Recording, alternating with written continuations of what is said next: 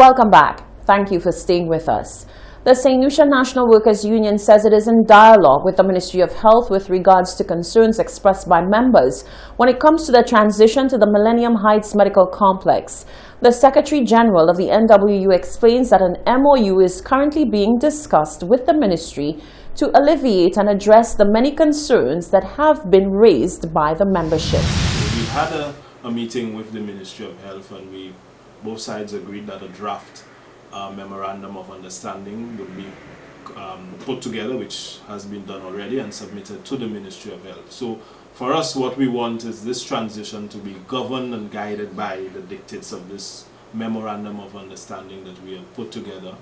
The ministry is expected to come back to us on it within the next few days, so that we're hoping that if we can meet the ministry quickly, they can more or less indicate to us what the position is based on the MOU that we submitted, and we'll be able to have another meeting with the workers to ensure that at least everybody is on the same page and people understand exactly what the expectations are with this proposed transition. But given the fact that people were given documents, 90% of the people don't understand what is in them. There are lots of gray areas in terms of the whole question of their years of service, the status of employment, and so forth. So for us, it's critical that we address these issues, and we want to do so jointly. And we feel that the best way to go is through the memorandum of understanding that will be signed on to by all parties. Former LIAT employees in St. Lucia have maintained that their employer, LIAT 1974 Limited, is duty-bound to pay terminal benefits to them. The National Workers Union represents these employees and stands in support of its members. General Secretary Johan Haywood says the union awaits feedback to the workers' requests from the powers that be. The trade union representing LIAT workers in St. Lucia says it is awaiting a response from the relevant authorities regarding the plight of these workers. LIAT 1974 Limited was forced to shut down operations in 2020 due to the COVID-19 pandemic, but soon after announced that it would go into liquidation and move to form a new entity. At the time of the liquidation, LIAT owed regional workers over $100 million. They are demanding 100% of their terminal benefits, since their positions were all made redundant sometime last year.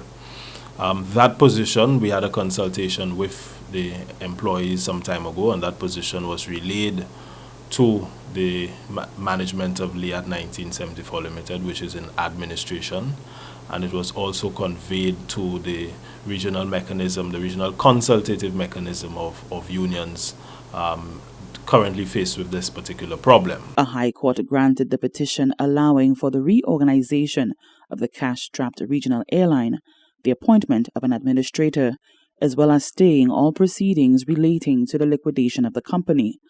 The court-appointed administrator Cleveland Seaforth was quoted as saying that the former workers would not get their cash anytime in the near future.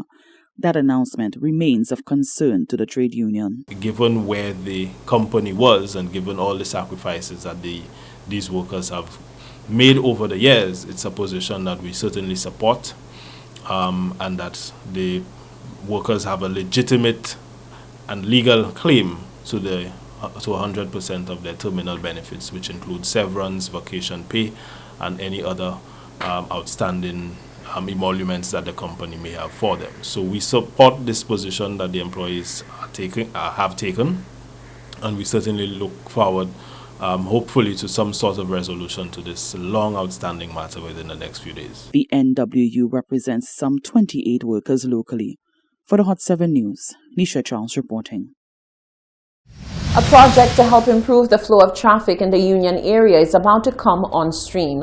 The Union Roundabout construction project will begin on Tuesday, the 25th of May, and is expected to enhance road safety for drivers and pedestrians.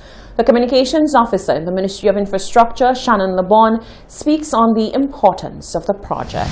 Historically, one would appreciate the Union stretch of road has been a source of concern and has been a site of significant congestion on an afternoon and in the morning, because you have in the vicinity the Dame Paulette Louise Primary School, who have a population of nearly 1,000 students and some 47 teachers as well. So because of that institution there, the flow of traffic is always hindered in the peak commute times. So this project coming on stream next week will hopefully address the traffic flow issues and make the commute a lot safer for both drivers and for the pedestrians, the school population. Construction of the roundabout will be executed in 3 main phases to minimize disruption to commuters, businesses, and emergency services. In phase 1, which begins next week Tuesday, we will see the road widening, we will see demolition and the establishment of fencing and the construction of sidewalks. We continue to collaborate with the Dame Paulette Louise Primary School. They are very important stakeholders in this process, and earlier on today, we had one or several meetings with the principal of the institution to bring them up to speed and also to satisfy several of their concerns. So we're very excited that finally, after almost close to 2 decades, we can see the commencement of the construction of the Union Roundabout. Construction will be undertaken by Skelly Construction Services Limited to the tune of 1.7 million EC dollars. This is the Hot 7 TV Nightly News. We'll be back after the break.